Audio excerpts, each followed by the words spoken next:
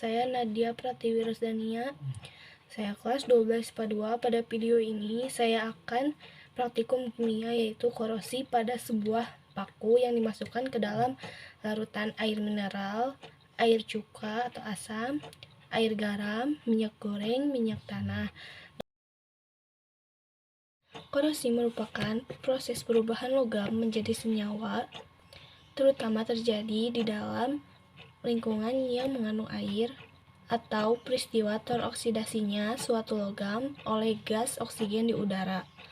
Korosi adalah kerusakan atau degradasi logam akibat reaksi redoks antara suatu logam dengan berbagai zat di lingkungannya yang menghasilkan senyawa-senyawa yang tidak dikehendaki.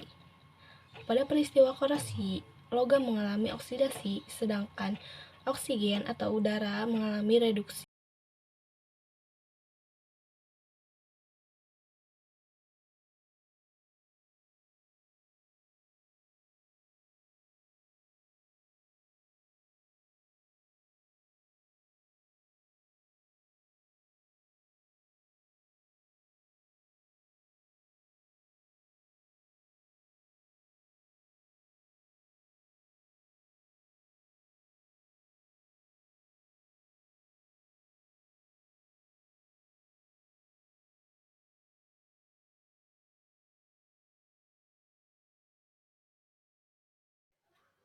Hasil pengamatan dari hari ke-1 sampai hari ke-5.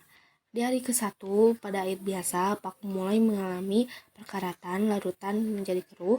Hari kedua, paku mengalami perkaratan larutan mulai keruh. Di hari ketiga, paku berkarat larutan berwarna kuning. Di hari keempat, paku semakin berkarat, warna larutan semakin kuning. Hari kelima, paku berkarat total dan air keruh menguning. Untuk larutan yang kedua, ada air asam cuka. Di hari pertama dan sampai hari ketiga tetap tidak berubah. Di hari keempat, paku tidak berkarat namun paku berubah menjadi hitam dan larutan keruh. Hari kelima, paku semakin hitam, larutan semakin keruh. Pada larutan yang ketiga ada air garam. Di hari ke-1 sampai hari kedua berkaratnya sedikit. Di hari ketiga semakin berkarat dan air keruh. Hari keempat berkarat total dan air menjadi keruh.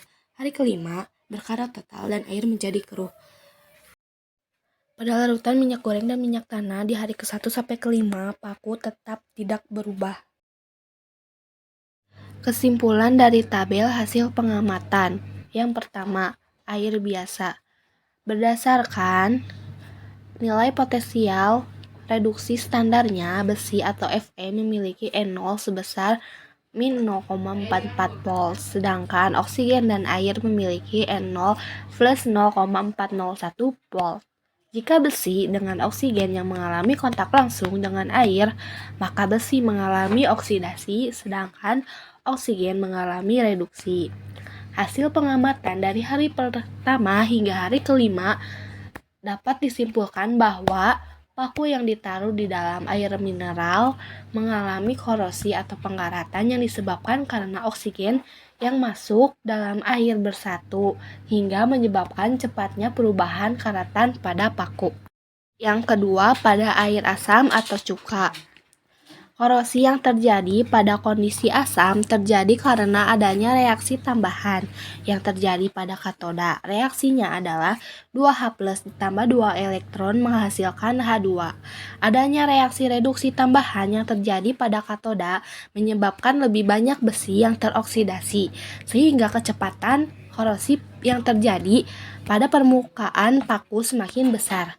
Paku yang ditaruh di dalam larutan cuka mengalami perubahan di hari keempat. Akan tetapi paku tidak berkarat, hanya berubah menjadi hitam disebabkan karena larutan cuka tidak berinteraksi dengan oksigen. Yang ketiga, pada air garam. Hasil pengamatan yang saya lakukan dari hari pertama hingga hari kelima dapat disimpulkan bahwa paku yang ditaruh di dalam larutan garam mulai berkarat sedikit pada hari pertama hingga hari ketiga, dan hari keempat sampai hari kelima berkarat total. Air di dalam tabung menjadi keruh. Hal ini disebabkan karena adanya larutan elektrolit. Yang keempat, pada minyak goreng. Pada minyak goreng, hasil pengamatan dari hari pertama hingga hari kelima dapat disimpulkan bahwa paku yang ditaruh di dalam minyak goreng tidak mengalami karatan, karena minyak goreng dapat menghambat kontak langsung antara paku dengan oksigen dan air, sehingga korosi tidak terjadi. Sama seperti halnya pada minyak tanah.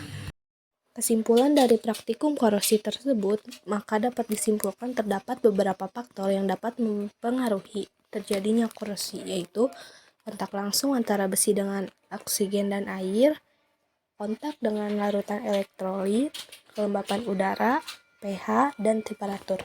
Cara pencegahan terjadinya korosi pada besi dapat dilihat pada percobaan tersebut, yaitu melumuri besi tersebut dengan minyak. Cukup sekian mengenai pembahasan praktikum korosi pada paku. Mohon maaf apabila ada kesalahan dan terima kasih. Wassalamualaikum warahmatullahi wabarakatuh.